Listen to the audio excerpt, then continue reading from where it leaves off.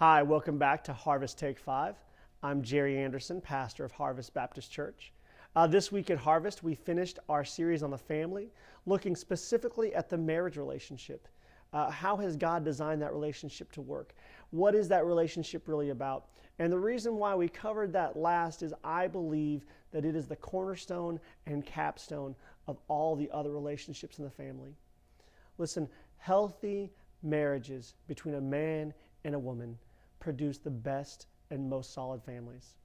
The best parents are those parents who are in healthy marriage relationships. The best children are those children that come out of healthy marriage relationships. And so what we wanted to find out is, what does the Bible say about marriage, and how does marriage work best? Now, marriage is one of those sermon topics that was hard to fit into 30 minutes. It's going to be much harder to fit into 5 minutes. In fact, I could preach for almost an entire year on marriage if I had the ability to, and a congregation would listen to it. So what I wanted to do is I wanted to just touch on two things from Sunday's sermon that I think are very important. Two key elements that I think if you and I will understand and accept and believe, it will produce in us healthy and happy marriages. The first is this, is that marriage is a covenant between me and God. Now, sometimes we get that misguided. Sometimes we think, well, I came forward, my wife and I got married in the church. We were in front of a preacher. She had her friends. I had my friends. We had all of our family there, and we exchanged vows. And sometimes I think that we believe that I made that vow to my wife and she made her vow to me. And even though we're addressing each other in the vow, that vow is not to each other. That vow is a covenant to God. And what that covenant said is, Emily, I love you, and so I'm going to love, honor, and cherish you in sickness and health as long as we both live. And while I was looking at her, that was really a covenant that I was making to God, that regardless of what happens, whether good or bad, whether she's sick or she's well, whether she meets my expectations or not, I am going to covenantly love her, and I'm making this covenant with God.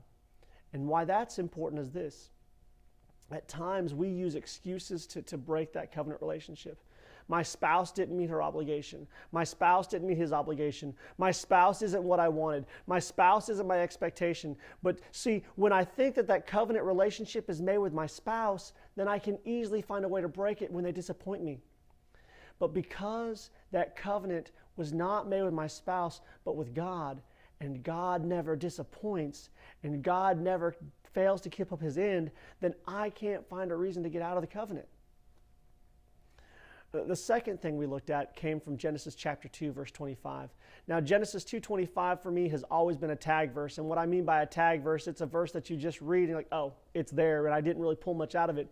But in Genesis chapter 2, verse 25, the text says, the man and his wife were both naked and unashamed. And as I was preparing for the sermon, I read that verse over and over again. I said, God, what are you saying here? That they're naked and unashamed.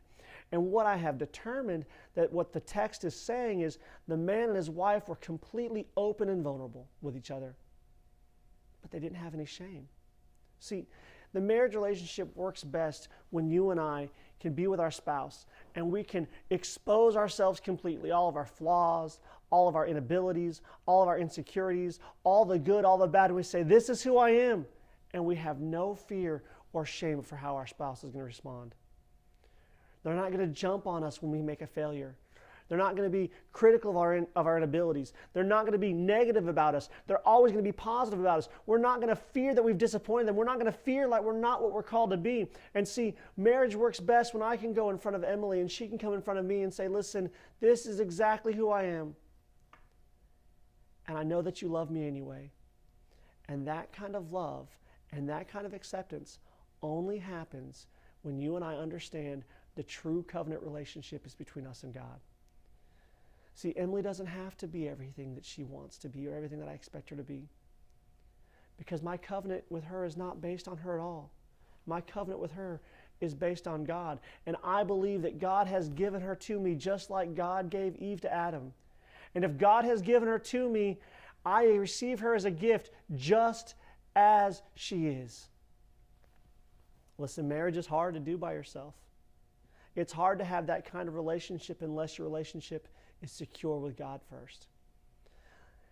You know, what I think is best to help produce a healthy relationship in the family and a healthy relationship in marriage is for those couples to be engaged in a healthy church. Listen, if you're in the Dyersburg area, we would love for you to make Harvest your church. We'd love for you to be here because there's always room for you here at Harvest.